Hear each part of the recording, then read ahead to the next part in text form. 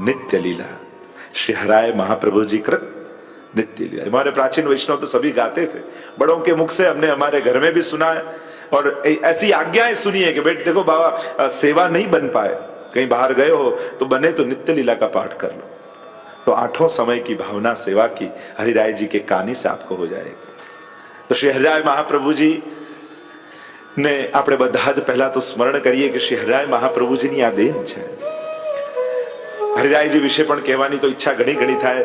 ઉત્સવ હમણાં પાછળનો આપણો હરિરાય મહાપ્રભુજીનો અને દાનના દિવસો પણ ચાલી રહ્યા છે।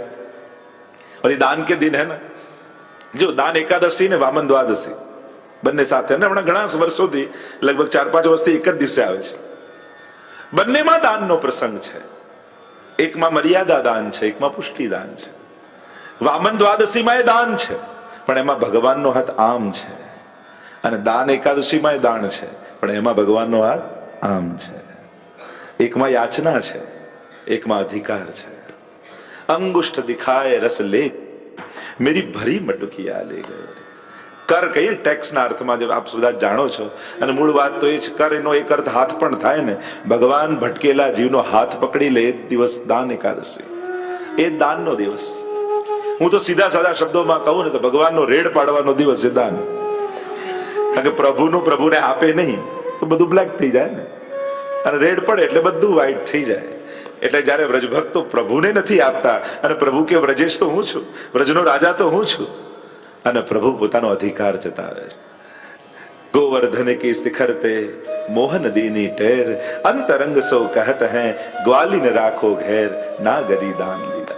तो दान लीला का भी एक अपना आनंद है, रास के बीज दान में है, इसलिए अहो बिदना तो पे अचरा, इसलिए रस रास को विलसवो। देखो रास में, रास એટલે કોઈ ગરબો જ નહીં, 4 વસ્તુ હોય રાસમાં, દાન માન ખેલ અને રાસ। આ ચારેય વસ્તુ રાસમાં આવે।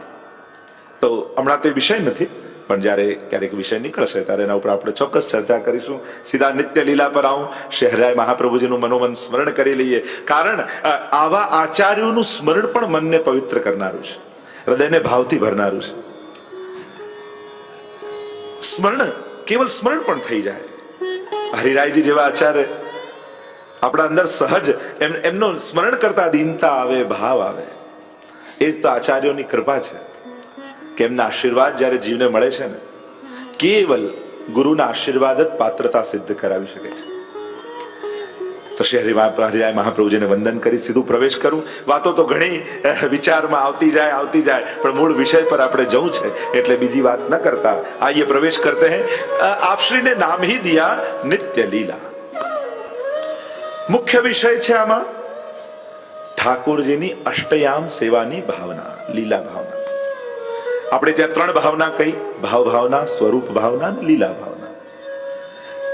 तो प्रभु जो ब्रज में जगते हैं उससे पहले का वर्णन और पहुंच जाते हैं उसके बाद तक का वर्णन। तो ब्रज में सुबह कैसे होती है और किस प्रकार प्रभु को जगाया जाए, तो मंगला अपने जो अष्टयामना जे सेवानो क्रम है एनु आखुं लीला भावना અહીંયા બતાવવામાં આવી છે। તો મુખ્ય વિષયથી શરૂ કરું। નામ જ આપ્યું નિત્ય લીલા। નિત્ય શબ્દના 2 અર્થ થાય, એક થાય છે ડેઈલી, રોજની લીલા, અને એક થાય ઇટર્નલ, નિત્ય છે નિત્ય લીલાવાદ, એટલે કે શાશ્વત, ઇટર્નલ। બંને રીતે આ શબ્દ સાર્થક છે। અહીંયા કૃષ્ણ લીલાને સમજવા માટે આ 2 સિદ્ધાંત સમજી લેવા બહુ જરૂરી છે। એ જો નહીં સમજમાં આવે ત્યાં સુધી કૃષ્ણ લીલા, કૃષ્ણ ભાવના, ગોપીઓની ભાવના, વ્રજભક્તોની ભાવના, અને વિશેષ કરીને પુષ્ટિ માર્ગીય ભાવના, આ કીર્તન સાહિત્ય, ભાવના સાહિત્ય તમને સમજમાં નહીં આવે, મનમાં ગૂંચવાયા કરશે। આ 2 સિદ્ધાંત સૌથી પહેલા સમજી લો। સૌથી પહેલો સિદ્ધાંત છે પુષ્ટિ માર્ગનો, નિત્ય લીલાવાદનો। ઠાકોરજીની પ્રત્યેક લીલાઓ ઇટર્નલ છે, શાશ્વત છે, નિત્ય છે। પ્રભુ એક લીલા બંધ કરીને બીજી લીલા શરૂ નથી કરતા, પણ જ્યાં એક લીલા શરૂ કરી છે ત્યાં એ લીલા અવિરત અખંડ રૂપે ચાલતી રહે છે। એટલે કે વ્રજમાં આજે પણ તમે જાઓ છો તો ભગવાને આ લીલાઓ ક્યાં ક્યાં કરી હતી એ જોવા નથી જતા, ક્યાં ક્યાં આ લીલાઓ થઈ રહી છે એનો અનુભવ કરવા જાવ છો. વ્રજમાં ભૂતકાળ છે જ નહીં, કૃષ્ણ ભક્તિમાં ભૂતકાળ નથી. એટલે કે આજે પણ આ બધી લીલાઓ ચાલી જ રહી છે. અને જો આ બધી લીલાઓ ચાલી રહી છે તો આજે પણ આ લીલાઓનો અનુભવ થઈ શકે છે, કારણ કે લીલાઓ ચાલી રહી છે. તો ઘણી વાર પૂછે લોકો કે આ બધું તો આટલા હજારો વર્ષ પહેલા થઈ ગયું, હવે રાસલીલાનો અનુભવ કેમ થાય, હવે દાન લીલાનો અનુભવ કેમ થાય? તો કે થઈ ગઈ નહીં, આજે પણ થઈ રહી છે. आज भी हमारे ठाकुर जी नित्य गिरिराज बाबा के ऊपर से टेर करते हैं दान लीला के समय में. आज भी हमारे प्रभु नित्य सायंकाल गायों को लेकर गोकुल पधारते हैं. आज भी नित्य ठाकुर जी गोपियों के वहां माखन चोरी करने पधारते हैं. એટલે સૌથી પહેલો સિદ્ધાંત નિત્ય લીલાવાદનો ઇટર્નલ છે. પ્રભુની લીલાઓ ભૂતકાળમાં ક્યારે પ્રયુક્ત ન કરાય, એ સદાય શાશ્વત છે. આજે પણ આ બધી જ લીલાઓ થઈ રહી છે. સૌથી પહેલા તો આ એક સિદ્ધાંત, અને બીજો બહુ જ મહત્વનો સિદ્ધાંત, પ્રભુનો વિરુદ્ધ ધર્માશ્રય ગુણ. કારણ કે એક ક્ષણ પહેલા તમે કદાચ નિત્ય લીલામાં એમ વાંચશો કે યશોદાજીની ગોદમાં છે, અને બીજી જ પંક્તિમાં ક્યાંક સ્વામીજીની સાથે નિકુંજની વાત આવશે. તમને થશે કે આટલા નાનકડા પ્રભુ, અને અમે બધાએ તો એમ સાંભળ્યું છે કે 11 વર્ષ ને 52 દિવસ ઠાકોરજી બિરાજ્યા બ્રજમાં, પણ જ્યારે જ્યારે પીછવાઈ ઠાકોરજીની પાછળ જોઈએ છે ત્યાં કોઈ બાલકૃષ્ણ દેખાતા નથી. બધા કિશોર, બધા ગોપીજનો મોટા, ઠાકોરજી કિશોર, આ બધા મોટા થયા ક્યારે? तो कहा विरुद्ध धर्माश्रय गुण प्रभु के अंदर है. प्रभु सदा बालक भी है ब्रज में, और उसी क्षण सदा किशोर भी है. એ અબુધ પણ છે, અને સર્વજ્ઞ પણ છે, એ અસમર્થ પણ છે, એ સર્વ સમર્થ પણ છે. શિક્ષાપત્રમાં જેની આપણે હરિરાય મહાપ્રભુજી ખૂબ વિસ્તારથી ચર્ચા કરી છે. એટલે આ બીજો સિદ્ધાંત પહેલો સમજી લો. એટલે કે પુષ્ટિ માર્ગીય કીર્તન સાહિત્ય સેવાક્રમમાં તમને દરેક સમયના બે પ્રકારના કીર્તન દેખાશે. મંગળાથી શયન સુધી નંદાલયની લીલાના અને નિકુંજની લીલાના. ઠાકોરજી નંદાલયમાં જાગશે અને નિકુંજમાં જાગશે. ઠાકોરજી અનવસરમાં યા રાજભોગ સમયે સખાઓની સાથે ખેલતા ખેલતા પણ રાજભોગ છાક લીલા રૂપે આરોગશે, અને ક્યાંક ગોપીજનો લઈને પણ છાક આરોગાવશે. આ સદાની લીલા છે. બીજું નિત્ય લીલા નો અર્થ કર્યો ડેલી, રોજની. એટલે આ નિત્ય લીલા એટલે ઠાકોરજીના રોજની લીલા, એટલે કે જાગવાથી લઈને પોઢવા સુધીની લીલા. કારણ કે તમે જ્યારે સેવા કરો છો ત્યારે આ ત્રણ ભાવના, સ્વરૂપ ભાવના, ભાવ ભાવના, લીલા ભાવના, આ ત્રણેયનું જ્ઞાન હોવું આવશ્યક છે, તો જ સેવાનો આનંદ માણી શકો. હમણાં હું એમાં ઊંડાણમાં નહીં જાઉં, થોડી પરિચય કરાવીશ, મારે વિષયને ન્યાય આપવો છે, અને એટલા માટે નિત્ય શબ્દોનો બીજો અર્થ થાય ડેલી લીલા. લીલાનો અર્થ થાય, કારણ કે જીવ ક્રીડા કરે, ભગવાન લીલા કરે. અનાયાસેન હર્ષાત ક્રિયમાણ ચેષ્ટા સલીલા, જેમાં કોઈ પ્રયાસ ન હોય, જીવ આનંદ મેળવવા ક્રિયા કરે છે, અને ભગવાન આનંદને અભિવ્યક્ત કરવા લીલા કરે છે. ભગવાનની અંદર રહેલા આનંદની ભગવાન અભિવ્યક્તિ કરે, એનું નામ લીલા છે. જેમાં કોઈ ઇન્ટેન્શન નથી, કેવલ આનંદની અભિવ્યક્તિ છે. તો આ નિત્ય લીલામાં આપણે પ્રવેશ કરીશું. શ્રી હરિરાય મહાપ્રભુજી ખૂબ કૃપા કરી અને આ લીલાઓ પ્રગટ કરી છે. આચાર્યો અને ભગવદીઓની વાણીની વિશેષતા શું છે? આજનો કવિ ગમે તેટલી કલ્પના કરે, પણ એ કલ્પના છે, અને તમે એની રચનામાં તમને ભગવાન કરતા એ કવિ વધારે દેખાશે. પણ જ્યારે રચનાની જગ્યાએ પ્રાગટ્ય કર્યું હોય, ભગવદીઓના મુખ્ય તો આ લીલાઓ પ્રગટે, અને પ્રગટ્યું હોય તેમાં કવિ ગૌણ હોય, ભગવાન જ પ્રધાન હોય. અને આ ભગવદીઓ અને આચાર્યોની વાણીની મહત્તા એ છે કે હજારો વર્ષ પહેલા ભલે ગાઈ હોય, છતાંય આજે પણ એમાં એ સામર્થ્ય છે કે તમે આજે પણ એ ગાઓ, તે તમારો પણ અનુભવ બનાવી શકે છે. કોઈની કલ્પના તમારો કલ્પનાનો અનુભવ કરાવી શકે, કલ્પનામાં. અને આ ભગવદીઓનો પોતાનો અનુભવ જ્યારે ગાઓ છો તો એ તમારો અનુભવ બનાવે એવું સામર્થ્ય આચાર્યો અને ભગવદીઓની વાણીમાં રહેલું છે. અને એટલા માટે આપણે ત્યાં અષ્ટસખાની વાણીનો આગ્રહ, અને આપે તો ખૂબ કૃપા કરીને અહીંયા આખા મુંબઈને કીર્તન ગાતું કરી દીધું. અને એ અષ્ટસખાની વાણી નો કેમ આગ્રહ છે?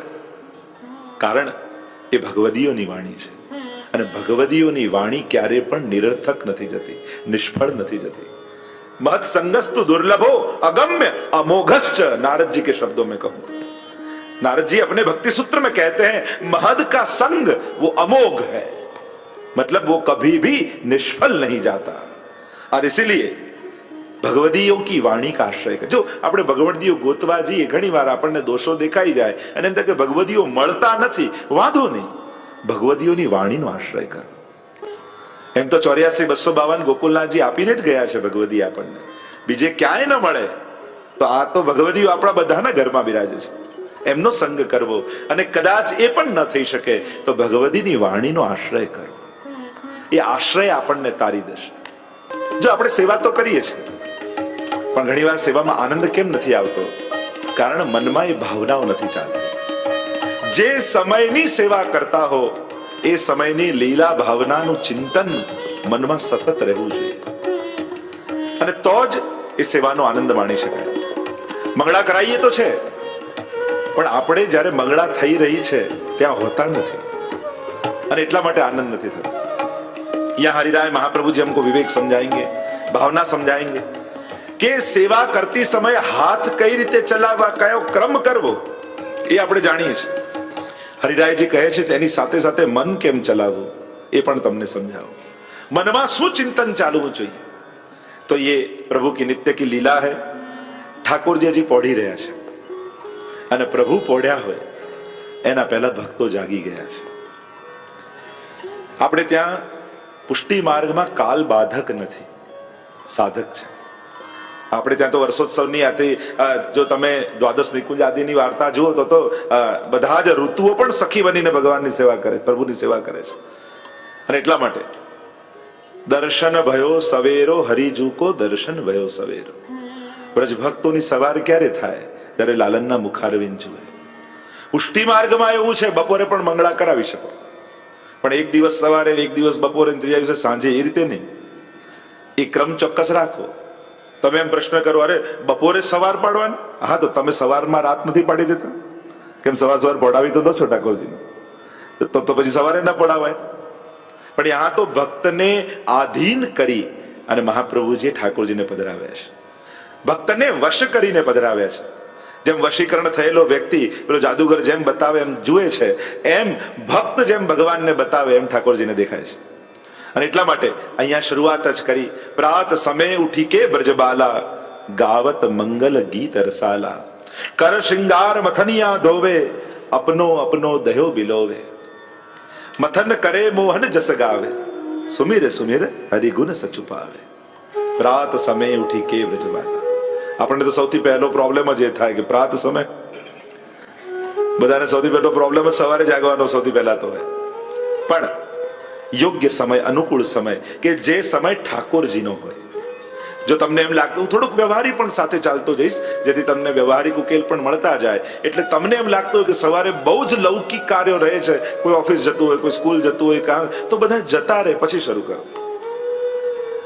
એમ લાગે કે હવે ઠાકોરજી માટેનો સમય ફાળવી શકીએ એમ છે. કારણ કે પ્રભુ પાસે જ્યારે હોઈએ, જો આપણે 24 કલાક ઠાકોરજીના નથી બની શકતા, પણ જ્યારે ઠાકોરજી પાસે હોઈએ ત્યારે તો ઠાકોરજીના થઈને એની પાસે બેસીએ, ત્યારે તો કોશિશ એવી કરીએ કે હવે આ કલાક હું ઠાકોરજી, હમણાં હું પ્રભુ.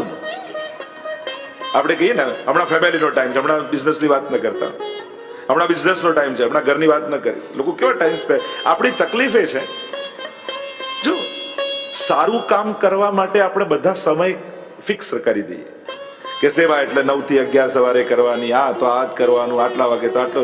સારા કામ માટે બધા 2 કલાક બાંધેલા હોય, અને ક્રોધ એ તો 24 કલાક કરે, લોભ એ 24 કલાક કરાય, ઈર્ષા એ 24 કલાક કરાય. એટલે ખરાબ કામો માટે 24 કલાક ખુલ્લું. પણ પાઠનો ટાઈમ તો હવે તો પૂરો થઈ ગયો, હવે તો પતી ગયો સમય. એટલે એવા ટાઈમ ટુ ટાઈમ આપણે પહોંચાડી દઈએ, કારણ કે એ સમય પૂરો થઈ ગયો. એટલે સારા કામોને સમયમાં બાંધી રાખીએ અને ખરાબ કામોને ખુલ્લા મૂકી દઈએ છીએ. મૂળ વિષય પર આવું. પ્રાત સમય ઉઠી કે બ્રજબાલા, ગાવત મંગલ ગીત રસાલા. કારણ જો જાગી રહી છે ગોપીઓ ત્યારે પણ ગાવત મંગલ ગીત રસાલા, તમે એક એક શબ્દો હરિરાયજીના જોજો, બાલ ભાવની સાથે માધુર્ય ભાવ એક એક શબ્દોમાં હરિરાયજી પરોતા જશે અને બંને ભાવ સાથે ચાલતા જશે. એ બાલ ભાવ બી ચાલશે ને સાથે માધુર્ય ભાવ પણ ચાલશે, નંદાલયની લીલા પણ ચાલશે, નિકુંજ લીલા પણ ચાલશે. ગોપીઓ જાગી છે, પણ શું ગાન કરતી કરતી જાગી કે રાત્રિના સમયે ગોવર્ધન ગિરી સઘન કંદરા રહેન નિવાસ કિયો પિય પ્યારી. ઠાકોરજીની જે સમગ્ર રાત્રિની લીલા છે એનો આનંદ હજી ગોપીઓના મનમાંથી ગયો નથી. રાત્રે તમે સત્સંગ કરીને ઘરેથી સૂઈ જાઓ, એનો આનંદ સાથે સવારે જાગવું જોઈએ. તો સૂઈ જવું પણ સેવા કહેવાય.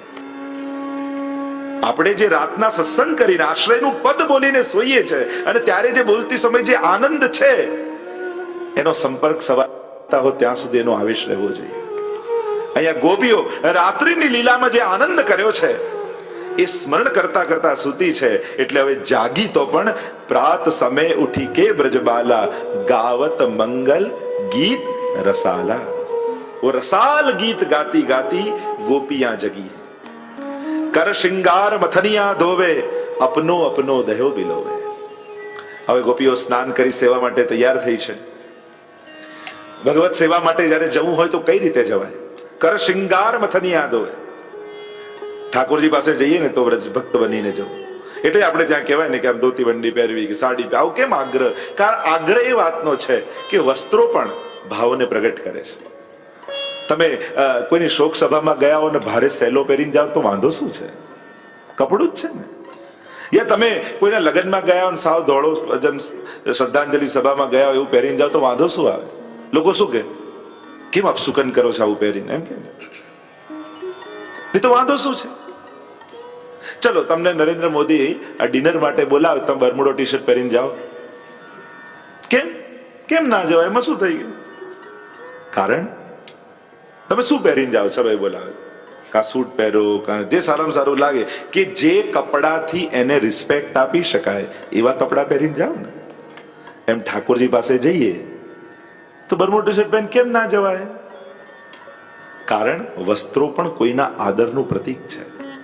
તમે ઘણીવાર માહોલને આદર આપો છો એવા કપડાં પહેરીને, એમ ઘણીવાર વ્યક્તિઓને પણ આદર આપો છો એવા વસ્ત્રો પહેરીને. તો ઠાકોરજી પાસે જઈએ તો કેવી રીતે જવું એનો પણ વિવેક છે. જો પુષ્ટિ માર્ગમાં ભાવ પક્ષ, સિદ્ધાંત પક્ષ અને ત્રીજો છે વ્યવહાર પક્ષ. એ પણ બહુ મહત્વનો પક્ષ છે. કારણ કે 84-252 માં તમે જ્યાં જ્યાં જોશો કોઈના ભાવમાં કોઈ કમી નથી, સિદ્ધાંતમાં કમી નથી, પણ જ્યાં જ્યાં વ્યવહાર પક્ષ ચૂક્યા ત્યાં અપરાધ થયો છે. તમે વાર્તા સાહિત્યમાં અનેક જગ્યાએ તમે જોશો જ્યાં જ્યાં વૈષ્ણવ વ્યવહાર ચૂક્યા છે, બાકી એમના ભાવમાં કોઈ સંશય કરી શકાય એમ નથી. અને એટલા માટે બહુ મહત્વનો પક્ષ છે પુષ્ટિ માર્ગમાં વ્યવહાર પક્ષ. સૌથી સારી સ્કૂલ કઈ કહેવાય? જો કોર્સ તો ઘણી વાર બધાને સરખો હોય, કે જ્યાં ડિસિપ્લિન સારું હોય ને એ સ્કૂલ બહુ સારી, હે ને? આપણે સ્કૂલમાં બાળકોને ક્યાં રાખીએ? અહીંયા ડિસિપ્લિન બહુ સારું, આ બહુ સારી સ્કૂલ છે. એમ પુષ્ટિ માર્ગનું ડિસિપ્લિન બહુ સારું છે, અઘરો નથી. પણ આ સારી સ્કૂલ કેમ છે? કારણ કે એનું શિસ્ત 500 વર્ષથી આપણા આચાર્યો અને વૈષ્ણવે જાળવી રાખ્યું છે. એની જોડે કોમ્પ્રોમાઇઝ નથી કર્યું. અહીંયા લો નથી, ડિસિપ્લિન્સ છે, રૂલ્સ નથી. કાયદા અને શિસ્તમાં ફરક હોય છે. મોટા ભાગે પુષ્ટિ માર્ગમાં આપણે કાયદાઓ નથી, શિસ્તનો વધારે આદર અપાય છે. એટલે આમ બોલાય, આમ બેસાય, આમ જવાય, આમ પહેરાય, આ બધું શું છે? આ બધું કોઈ લો બુકમાં નથી લખ્યું, આ કોઈ રૂલ નથી. આ ડિસિપ્લિન છે કે તમે તમારી વાણી દ્વારા, વ્યવહાર દ્વારા, વસ્ત્ર દ્વારા, આ બધા દ્વારા પ્રભુનો આદર જાળવી શકો છો, એને રિસ્પેક્ટ આપી શકો છો. અને એટલા માટે મૂળ વાત જે કરી રહ્યો હતો કે આ ગાવત મંગલ ગીત રસાલા કર શ્રૃંગાર મથની યાદોએ શ્રૃંગાર કર્યા છે, સેવા માટે તૈયાર થયા છે. અને એટલા માટે વૈષ્ણવે પણ તમે જ્યારે સેવામાં આવો ને તમને ઠાકોરજી પહેલા જુએ તો તમને જોઈને ઠાકોરજીને વ્રજભક્તોની યાદ આવી જોઈએ, તો એને સેવામાં આનંદ આવે. પણ ફલાણા ભાઈ ને ફલાણા બેન દેખાય તો પ્રભુને સેવામાં એટલો આનંદ નથી આવતો. ત્યારે પોતાની જાત, પોતાનો વ્યવહાર, પોતાનું વ્યક્તિત્વ બધું જ ભૂલી તમારી અંદર કેવલ એક વ્રજભક્ત રહેવું જોઈએ. અને એટલા માટે આપણે ત્યાં તો એ ભાવ છે જ કે આ પુષ્ટિ કાયેન નિશ્ચય. જો મહાપ્રભુજીને કહા આ મારી પુષ્ટિ સૃષ્ટિ એ ઠાકોરજીના શ્રીઅંગની સૃષ્ટિ છે. કોઈ ને કોઈ વ્રજભક્ત લીલાનું સ્વરૂપ છે આ વૈષ્ણવનું. એમ ન માનતા કે કોઈ સંજોગ થયો, કોઈ વૈષ્ણવ કુળમાં જન્મ લીધો એટલે વૈષ્ણવ થઈ ગયા, બીજા કોઈ ધર્મમાં થયા હોત તો બીજા કોઈ ધર્મ ફોલો કરતા હોત, બીજા કોઈ સંપ્રદાયમાં હોત તો તમે બીજું કઈ ફોલો કરતા હોત. ના, આ અકસ્માત નથી. તમે કોઈ પણ ધર્મમાં હોત, કોઈ પણ દેશમાં જન્મ્યા હોત, કોઈ પણ સંપ્રદાયમાં જન્મ્યા હોત, પણ તમે પુષ્ટિ માર્ગીય વૈષ્ણવ જ થાત અને તમે ભગવત સેવા જ કરત, કારણ કે તમે ઠાકોરજીની શ્રીઅંગની સૃષ્ટિ છો. એટલે આ કોઈ અકસ્માત નથી, આ ભગવાનની વ્યવસ્થા છે કે જેને કારણે તમે પુષ્ટિ માર્ગીય વૈષ્ણવો છો. તમે વૈષ્ણવ છો એ અકસ્માત નથી. હિન્દુ સ્વયં ભગવદ ગીતામાં ભગવાનના શબ્દો છે, સૂચિનામ શ્રીમતાંગે હે. જ્યારે કોઈ ભક્તને ત્યાં પેદા થાય છે ત્યારે અકસ્માત નથી હોતો, એના પૂર્વ જન્મની સાધના હોય છે અને ભગવાનની કૃપા હોય છે.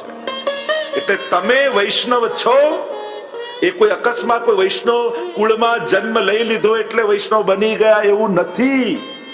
તમે ગત જન્મમાં પણ વૈષ્ણવ હશો અને મહાપ્રભુની કૃપા થઈ એટલે આ વખતે એવી જગ્યાએ જન્મ મળ્યો જ્યાં ભક્તિ કરવાની બધી સુવિધા હતી અને તમે ઠાકોરજીની સેવા કરી શક્યા. આ પ્રભુનું આયોજન છે, એટલે આને અકસ્માત ન માનતા.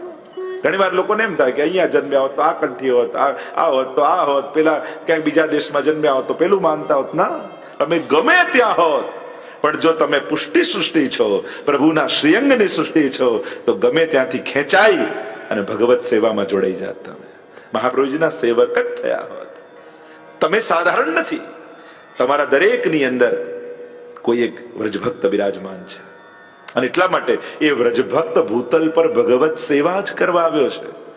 પણ એને તમારા શરીરને સિલેક્ટ કર્યો છે મદદ કરવા, એટલા માટે તમારા શરીરને એને વિક્ષેપ ન કરાવશો, એને પ્રતિબંધ ન બનાવશો આ શરીર દ્વારા. એ અંદર રહેલા વ્રજભક્તને સેવા કરવા દેજો, તમે સહાયક થઈ જજો. તમે સેવા નથી કરતા, તમારી અંદર રહેલી એ લીલાત્મક ગોપીને સેવા કરવી છે. એના માટે જે ભૂતલ પર આવી છે, ખાલી તમારા શરીરનો એ સાથ માંગી રહી છે. એટલે તમે પ્રતિબંધ ન કરતા આ શરીરથી એને કરવા દેજો.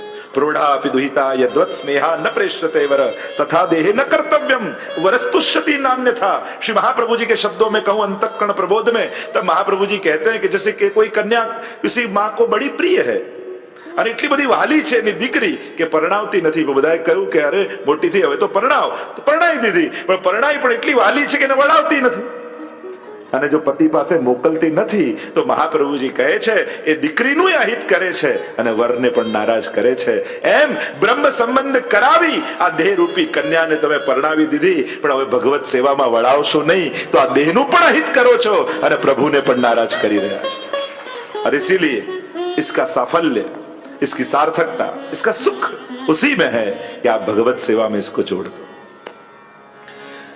तो कर श्रृंगार मथनिया धोवे, जो मूल बात હું કરી રહ્યો હતો કે કર શ્રૃંગાર લીલાત્મક સ્વરૂપ ધારણ કરી હું વ્રજ ભક્તોનું રૂપ લઈને જઉં.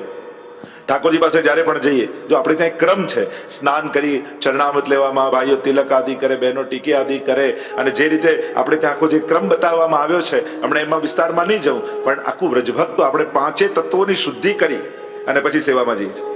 કારણ કે મર્યાદા માર્ગીનો દેહ એ લૌકિક છે. ક્ષિત જલ પાવક ગગન સમીન ચ રચિત ય અધમ શરીરા. મર્યાદા માર્ગમાં દેહને અધમ કહ્યો છે, પણ મારા મહાપ્રભુજી કહે કે મારા વૈષ્ણવનો દેહ અધમ નથી. કારણ કે ઠાકોરજીએ પોતાના શ્રીઅંગમાંથી ઘડ્યો છે. શ્રીઅંગની સેવા માટે જે આંખો મને ભગવત દર્શનમાં મદદ કરતી હોય એને અધમ કેમ કહું? જે જીવવાથી હું ભગવત ગુણગાન કરતો હોઉં એ જીવાને અધમ કેમ કહું? જે કર્ણના માધ્યમથી ભગવત કથા સાંભળતો હોઉં એને અધમ કેમ કહું? તો શું વૈષ્ણવનો દેહ પંચભૌતિક નથી? હા છે, પણ એ પાંચ તત્વો લૌકિક નથી. એ પૃથ્વી જળ તેજ વાયુ આકાશ બરાબર, પણ એ પૃથ્વી તત્વ ઠાકોરજી ક્યાંથી લે? તો કે વ્રજરજમાંથી. એ જલ તત્વ ક્યાંથી લે? તો કે યમુનાજીમાંથી. એ તેજ તત્વ ક્યાંથી લે? તો કે શ્રી વલ્લભમાંથી. એ વાયુ તત્વ ક્યાંથી લે? તો કે શ્રી ગિરિરાજમાંથી. આમ આપણે ત્યાં પાંચે તત્વોની અલૌકિકતા બતાવી છે, અને એટલા માટે વૈષ્ણવનો દેહ લૌકિક નથી. એટલે સદા વૈષ્ણવે ધ્યાન રાખવું, તમે આ ભૂતલ પર છો, બ્રહ્મ સંબંધી છો, મહાપ્રભુજીના સેવક છો, તો આ દેહ તમને ઠાકોરજીએ ભગવત સેવા માટે આપ્યો છે. એટલે તમે તૈયાર પણ થાવ છો પ્રભુને રાજી કર. દયારામભાઈના પ્રસંગમાં આવે ને કે જયારે હવેલીમાં જાય તો ખૂબ તૈયાર થઈને જાય, લૌકિકમાં જાય તો સાવ ફાટેલા વસ્ત્રો. તો પૂછ્યું આવું કેમ? તો કે આ સંસારમાં તૈયાર થઈને જઈશ તો એ લોકો ઈર્ષા કરશે, પણ ઠાકોરજી સામે તૈયાર થઈને જાઉં તો મારો ઠાકોરજી મને જોઈને રાજી થાય. એને આનંદ થાય, એને ગમે, વ્રજભક્ત બનીને જવું. આ ધોતી વંડી પહેરીએ ને આખો ભાવ જ બદલાઈ જાય. અને એટલે કર શૃંગાર મથનિયા ધોવે, અપનો અપનો દેહો બિલોવે. અને હવે ગોપીજનો સામગ્રી સિદ્ધ કરવા લાગ્યા, કારણ કે ઠાકોરજીને જયારે હજી જગાવવાના બાકી છે, અને એક મંગળાના ક્રમમાં ઘણા વૈષ્ણવ એવું કરતા હોય, પહેલા ઠાકોરજી જગાવી દે ને પછી દૂધ ગરમ કરવા જાય.